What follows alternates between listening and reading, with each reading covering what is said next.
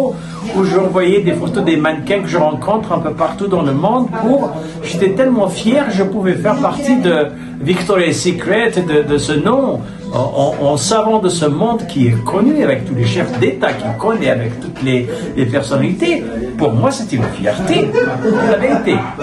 Et avec le temps, on découvre que ce personnage, il a fait des atrocités, de la pédophilie, etc.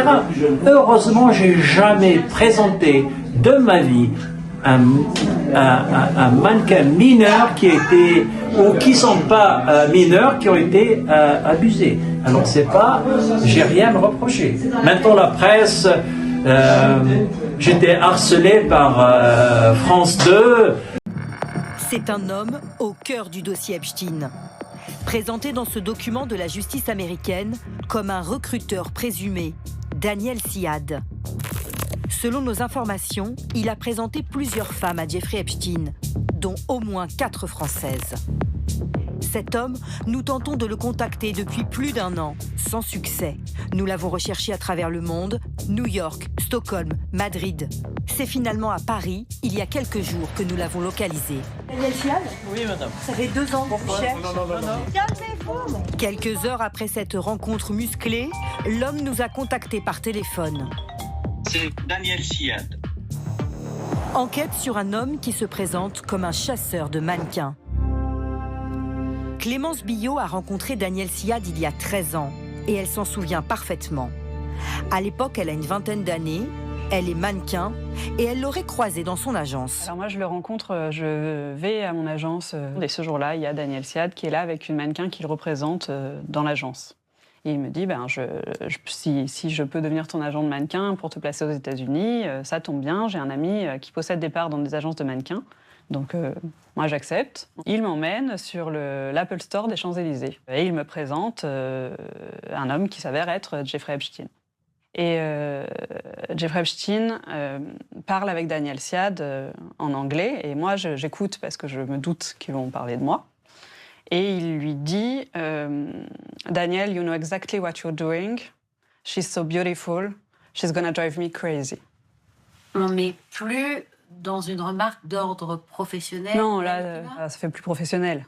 Pour le coup, on est dans un domaine de vie privée et forcément, ça m'interpelle. Vous avez souvenir de la réaction de Daniel Syad à cette remarque Pour moi, il reste imperturbable. Clémence Billot ne donne pas suite à ce rendez-vous. Mais 1 an plus tard, selon elle, Daniel Syad se manifeste à nouveau. Jeffrey Epstein veut qu'elle vienne à New York. Elle refusera d'y aller. Daniel Syad aurait approché une autre femme à Paris en 2003. Juliette a alors 20 ans et travaille régulièrement comme mannequin. On passe par les Champs-Élysées ce jour-là.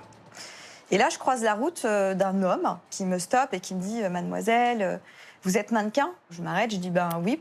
Il se présente comme Daniel, chasseur de têtes. Je cherche actuellement des mannequins pour pouvoir travailler à New York. Si ça vous intéresse, n'hésitez pas, contactez-moi. Elle affirme qu'il lui envoie des billets d'avion pour New York et une adresse, celle de Jeffrey Epstein, qui l'accueille en personne selon elle. Je me rappelle d'un immense immeuble. Puis là, je vois un homme qui s'approche, assez grand, avec un costume et tout. Et il m'emmène en fait dans une chambre un peu plus loin au fond du couloir. Et il me demande du coup de me dévêtir et de me mettre en sous-vêtements. Et là, en fait, dans ma tête, ok, donc j'ai coché toutes les listes de qu'est-ce que c'est que ce bordel. À ce moment-là, Juliette décide de s'enfuir. Dès qu'elle sort de l'immeuble, son téléphone sonne. Daniel, au moment où je suis partie de cet appartement-là, il a essayé de me joindre plusieurs fois. Ah bon? Il m'a laissé des messages derrière, donc voilà, il a compris qu'il y avait un loup. J'ai pas répondu, évidemment. Juliette a livré son témoignage à la police française en 2019. Car à l'époque, les enquêteurs recherchent d'éventuelles victimes d'Epstein en France.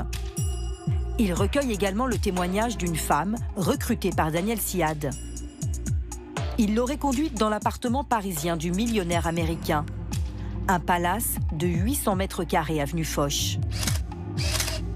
Elle dit avoir été l'esclave sexuelle de Jeffrey Epstein et affirme que Daniel Syad lui a demandé de trouver d'autres femmes. Il voulait que je rencontre des filles pour Epstein, pour lui faire des massages, de la prostitution. Dois-je comprendre que le rôle de Daniel Siad était de jouer les rabatteurs de femmes pour le compte d'Epstein et à des fins sexuelles? Oui, et je pense que ce n'était pas seulement pour Epstein, mais pour d'autres personnes importantes. Dans les dossiers Epstein publiés par le ministère de la Justice américain, le nom de Daniel Siad apparaît plus de 2000 fois. Nous avons consulté ses échanges avec le prédateur sexuel entre 2009 et 2019. Il est presque toujours question de femmes.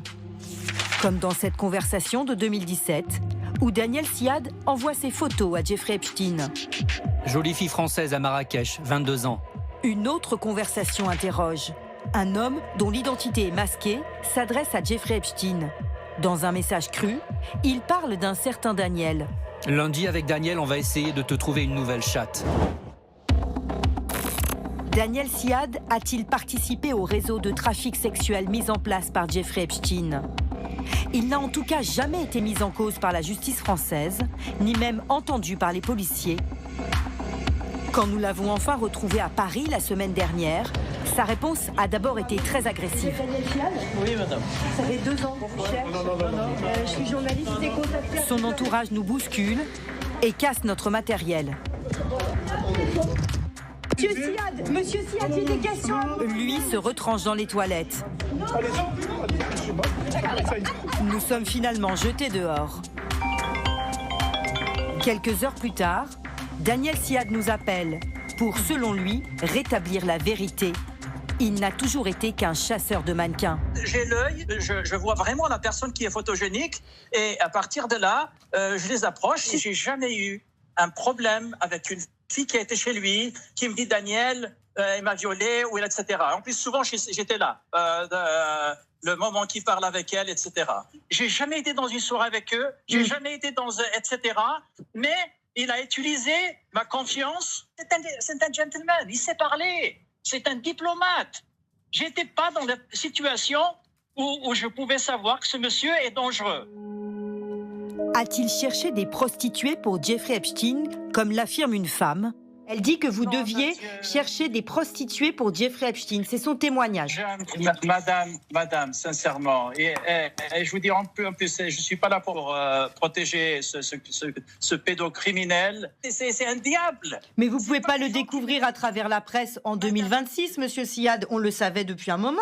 Quand j'ai rencontré, je lui ai dit, mais moi, c'est pas bon tout ce que c'est. Il m'a dit, tu sais, les gens sont jaloux, les filles, elles racontent n'importe quoi. J'ai jamais fait ça, tu sais. Alors j'ai cru.